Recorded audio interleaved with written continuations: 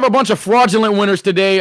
Benjamin, any fraud MVPs off the dome? Yo, don't put me on the spot. Yo, I'm getting red. Oh my god.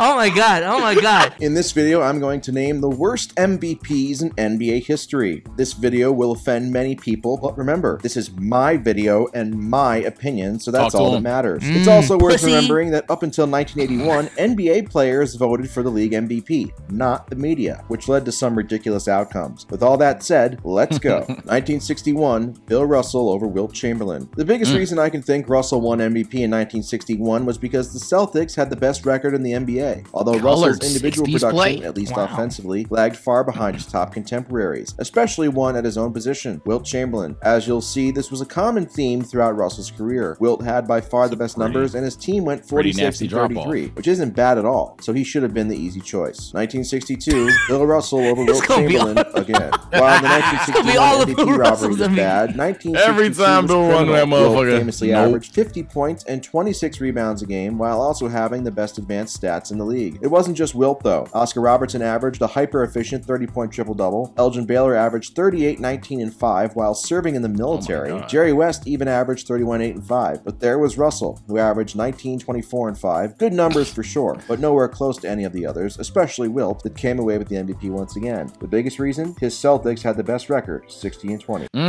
D-Book! I will say this about this whole discussion about Bill Russell. This really showed that, like, one, winning was valued a lot for this award, and it's honestly become a tradition up until, like, the last 5 years. And two, Bill Russell, for those who don't know, is one of those, like, Tim Duncan players where he deliberately takes a step back so his other teammates can, you know, operate the way they should. That's, you know, and you can look at interviews, look at excerpts, and Bill Russell and Wilt Chamberlain both say this. People might say he's just being generous. There's literally a video out there of Wilt Chamberlain saying Bill Russell is better because he makes his other teammates better. You can look it up. We also have to come to the fact that Wilt Chamberlain is one of, if not the biggest stat patter in history. So these... You ain't even watch it, Benjamin. You ain't even watch it. What are you talking about? These stats is just... I think it's a very flawed argument. 1963, Bill Russell over No Elgin way, Baylor. For the third year in a row, No Russell way. won MVP largely for his team having the best record in the league, despite far inferior offensive production than his top peers. Russell averaged 17, 24, and 5 on 43% shooting, which are good numbers, but Elgin Baylor averaged a ridiculous 34, 14, and 5 per game on better efficiency, while the Lakers lost just 5 more games. Bring in up the Boston. defense, I don't buy any argument for Russell, especially one that centers around a defensive gap between those two, defense, because the Celtics teams during Russell's career were stocked with future Hall of Famers. 1965, Bill Russell over Oscar Robertson. For the fourth time in 5 years, Russell won MVP over a more deserving peer due to the Celtics having the best record in the league. Wow, a Boston athlete getting overrated due to team results? Never seen that before. Russell averaged 14, 24, and 5 on 44% shooting. Again, good numbers, but far below the Big O's stellar 39 and 12 on 48% shooting. Jerry West also averaged a great 31, 6, and 5 on 50% shooting with great advanced stats. In my opinion, the reason why Russell won so many MVPs Rebounds was because, as stated at the beginning of this video, players voted on the award during his career, and the rules stated players couldn't vote for themselves or a teammate, so players were lazy and just gave the biggest name on the best team their votes, which was Russell. Don't worry though, this is the last fraudulent MVP Russell won, so let's move on to other players now. 1969, Wes Unseld over Willis Reed, easily one of the worst MVPs ever. Wes Unseld got 2 major boosts in voting to get him this award. Number 1, he was a rookie and brand new, and number 2, his team had the best record in the league. Sound familiar? Never mind the fact that he averages 14 points, 8 rebounds, and 3 assists per game on 48% shooting. Again, maybe players aren't the best people to vote on MVP. Overall, this was a pretty weak year for MVP candidates, but I would have given it to Willis Reed, who averaged 21, 15, and 2 and had the best advanced stats in the league for a 54-win Knicks team. Just 3 fewer wins than Unseld's team. 1970, Willis Reed over Jerry West. The next season, Reed had a very similar year to his 1969 season, averaging 22, 14, and 2 on 51% shooting. Great numbers, but I would have given the award to Jerry West, not to be racist. West averaged 32, 5, and 8 on 50% shooting for a Lakers team that saw Wilt and Elgin Baylor miss extended time with injuries. West also led the NBA in points per game, PER, and win shares to show that his numbers weren't hollow or a product of stat patterns. West somehow never won any MVPs in his career, but that doesn't mean he didn't deserve any. 1970 1973, Dave Cowens over Kareem Abdul-Jabbar. Bill Russell was retired by 1973, but that doesn't mean Celtics players still weren't wrongly winning MVP awards thanks to team records. That's what happened in 1973 with Dave Cowens and Kareem. Cowens, who averaged 21, 16, and 4 for a 68-win Celtics team, arguably wasn't even the best player on his own team. Hello, John Havlicek. There is no argument for Cowens winning it over Kareem, who averaged 30, 16, and 5 for a 60-win team. A pretty open and shut case here. 1976, Kareem Abdul-Jabbar over Bob McAdoo. I've spent most of this video shitting on guys who won due to team record, and I do believe record does matter, but less so when you're comparing players who were both on successful teams. It's a whole different thing when talking about players with great stats who play for losing teams who missed the playoffs. Enter 1976 Kareem. He led the league in pretty much every advanced stat while putting up a stellar 28, 17, and 5 with 4 blocks per game averages. But the Lakers had a losing record and missed the playoffs. I just can't, in good conscience, give a guy who missed the playoffs MVP.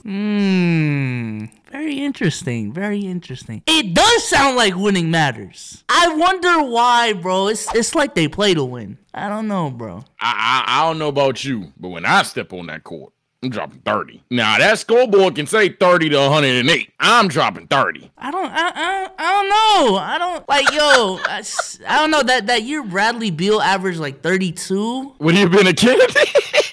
Beal for MVP is crazy. Like truly, hey, bro. Why not? Because it's a team. You know what I'm saying? It's a team game. Like, Bradley Beal's doing his part. I don't know, bro. Shit, same year, Curry. Curry didn't get that motherfucker. I think he averaged even more. He had more points, missed playoffs, and motherfuckers was Jokic time, baby. And Jokic did deserve that motherfucker, but I don't know, man. The winning thing has always been weird to me. It's always been weird to me. 1978, Bill Walton over George Gervin and David Thompson. Portland was the reigning champions and the best team in the league in 1978, and Bill Walton was their best player. He won MVP, averaging 19, 13, and 5 a game. But the issue is he missed 24 games with injury, the most ever by an MVP. I would have given it to either runner-up George Gervin, who averaged 27, 5, and 4 for the Spurs, or third place David Thompson, who averaged 27, 5, and 5 for the Nuggets. Not 1989, Magic Johnson over Michael Jordan. Entering 1989, Magic Johnson was fresh off of his 5th title, but he had just one MVP, and it feels like voters tried their best to make sure he ended his career with as many MVPs as Larry Bird. Because from an individual standpoint, there's really no reason why Magic should have won this over Jordan. Magic had the advantages in assists per game and team record, and while he was great, no doubt, averaging 23, 8, and 13 per game. But MJ had the advantages in every other category while putting up a ridiculous 33, 8, and 8 on 54% shooting. Plus, I mean, come on, we all know MJ was the best player in the league. Stop it. 1990, Magic Johnson I don't know about that one. It happens again the next year. Magic won his 3rd MVP to tie Bird while putting up worse numbers than Jordan. Again, Magic had the advantages in assists per game and team record while Jordan dominated everywhere else. Magic was great, averaging 22, 7, and 12, but MJ was superior, averaging 34, 7, and 6 on 53% shooting. The most questionable part of this season's voting was Charles Barkley finishing 2nd, not MJ. Barkley also got the most first place votes and still didn't win. The only time that's ever happened in NBA history. 1993, Charles Barkley over Michael Jordan. Speaking of Barkley and Jordan, everybody remembers Barkley wrongly winning MVP over Jordan in 1993. Barkley had several things going for him. He rewrote the narrative of him being a team cancer in Philadelphia in his first year in Phoenix, leading them to the best record in the league. And also Jordan's Bulls, coming off of 2 straight titles, weren't as dominant in the regular season as they had been in 91 and 92. Barkley averaged a great 26, 12, and 5 per game, but Jordan was still the best, averaging 33, 7, and 6 with better advanced stats. Just like in 1990, MJ actually finished 3rd in the voting somehow, this time behind Hakeem. Voter fatigue goes Karl Malone over Michael Jordan. When you hear about the worst NBA MVPs, one of the first that usually pops up is Malone over Jordan in 97. It is true, Jordan deserved MVP over Malone, but it's not one of the worst, at least going by the numbers. Malone averaged a very impressive 27, 10, and 5 on 55% shooting for a 64-win team. MJ put up 36 and 4 on 49% shooting for a 69-win team. The advanced stats are also close, although MJ had a slight edge there too. I would have voted for MJ. But remember, the MVP is a regular season award only, and Malone's 1997 regular season was certainly not as bad as many people make it out to be. What I will say about that award race specifically that year, and correct me if I'm wrong, chat, but there are literally articles saying that media members voted for Karl Malone just because they didn't want to vote for MJ. And if that's the case, that's highway robbery. Because if you look at the percentages, I'll bring it up. If you look at the points, like this is a winnable race for MJ. And for him not to get this award literally just because people were tired of him is, yes, that's nuts. That's kind of crazy. Yeah, I think I said it during the thing. That wasn't a joke. Voter fatigue is nuts. I'm not gonna lie to you. Even back then,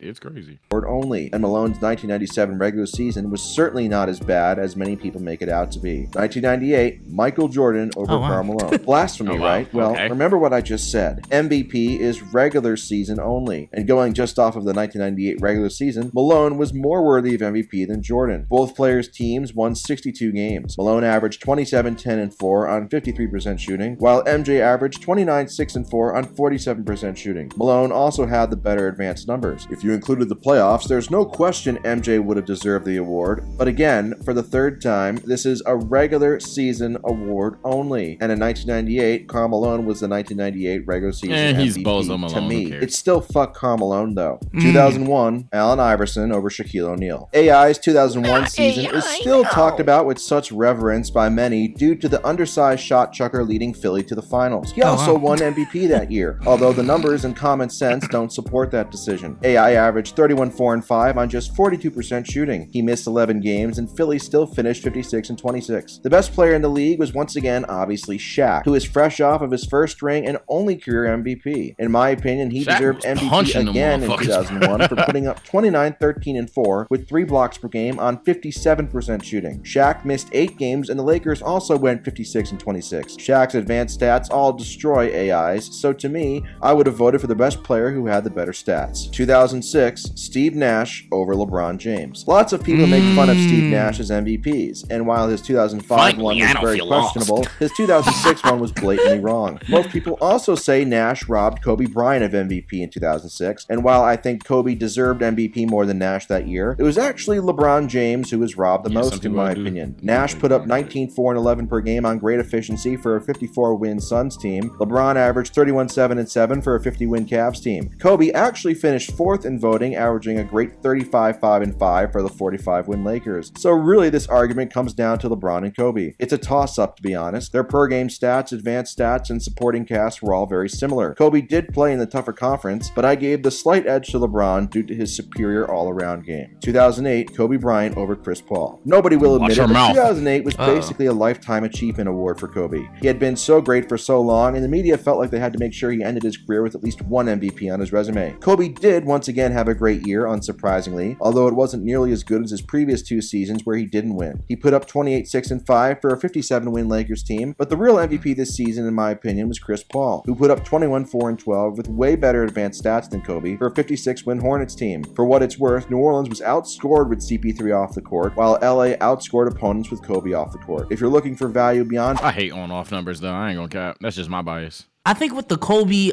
Chris Paul shit, I mean, I get the argument. If you want to say Chris Paul that year, I'm not tripping. But to say that's one of the worst NBA MVPs ever is kind of crazy. One thing a lot of people forget about that season is I believe Kobe was leading the Lakers to the best record in the Western Conference before Pau Gasol came. So just think about that. That team without Pau Gasol was already on pace to be at the top of the Western Conference. And that was primarily due to Kobe. And, you know, great coaching as well. But Kobe was at the helm of that. So to say, you know, that is just because a narrative, I don't think that's giving Kobe's season that much justice. That's just me, though. 2011, Derrick Rose over LeBron Here we James. go. This one will be sure to ruffle some feathers. We all know deep down D Rose won the MVP in 2011 largely because people were still pissed at LeBron for going to Miami. LeBron still was the best player in the league and had better numbers and efficiency than Rose in basically every category besides assists per game. Rose's Bulls won 62 games compared to LeBron's 58-win Heat team, but the revisionist history that Rose carried the Bulls by himself is ludicrous. The Heat were 9 points better per 100 possessions with LeBron on the court, while the Bulls were just 2.7 points better per 100 possessions with Rose on the court. LeBron still impacted games at a higher level than anybody else in 2011, and he was robbed of the hardware to prove it. And finally, 2018, James Harden over LeBron James. Before I begin, let me state for the record that I am a major LeBron fan, and this is clearly a biased inclusion on my list. I know this. You don't have to take it seriously if you don't want to. Now that I've stated that, let me also state how I absolutely hate every single thing about how James Harden plays basketball. From a purely purely statistical standpoint, blame he you. deserved MVP over LeBron in I 2018. can't But get his mad. style of play is such a disgrace, I can't ever agree with him winning MVP. Even if there's a fire, all of his flopping and ref baiting You know, it's crazy. He wanted to pull the stats card so bad, but he had to say,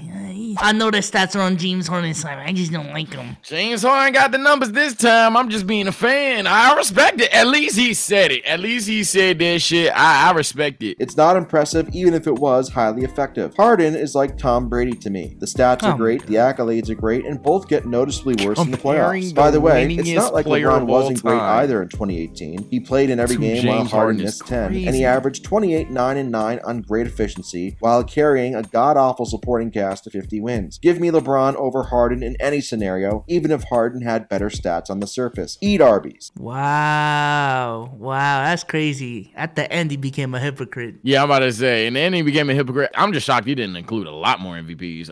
Like I thought he would 100% tackle James Harden in 2017, but he doesn't like Harden, so there you go. But I thought based off of how he was doing it in terms of stats, numbers, and wins, thought he was gonna go there. Curious who he thinks should win MVP right now. Yeah, because the winning shit that's not really a case this year. Like, everyone has, like, damn near the exact same record, at least in the MVP race. Yeah, unless you're going seeding wise. The whole seeding that's shit is petty. crazy, bro. Anybody that's doing seeding, that's petty as fuck, bro. When it comes to the MVP award, I can't say it doesn't matter, because when it comes to contracts and players actually getting paid and overall narratives, I guess, it does matter. It does. However, I just wouldn't put, if we're actually comparing careers and players, I just wouldn't put that much weight on it, because it is very narrative based. Like, I'll say that myself. I don't have a problem with a Derrick Rose winning the MVP. I don't have a problem with Bill Russell winning the MVP. Honestly, for majority of the players he named, I truly don't have a problem with the selections that the NBA made. It's just, again, when it comes to comparing players, just don't hold too much weight on these awards, because one, they're media driven, two, they're narrative driven, and three, motherfuckers are inconsistent. Like, it is what it is. It's too many different reasons to define MVP. That's why everybody's in discourse about who the MVP is right now. You could go back 5 years. The shocking thing outside was he skipped so many years, right? I know damn well some of you guys watch this video are somewhat disappointed in the fact that he jumped from like 09 to 2018. Like, you telling me the MVP was perfectly fine for a decade? A lot of y'all wouldn't even buy that. So I know damn well people value wins, people value just numbers in general, and don't care if you're a 15th seed. People value advanced analytics, and people value the basic stats. Some people are just 100% all about a movie. It depends on the person. So truthfully, when I get into my all-time debates, which I rarely do nowadays, I barely do the MVP counting thing, the finals MVP counting thing. I just know what I saw. I know what I saw, and I argue based off of that. But with that being said, here's another video from Barry. Extremely funny. He roasted every NBA Stars fan base. This shit was mad funny. But we'll catch you on the Proud next one. toxicity. Peace out.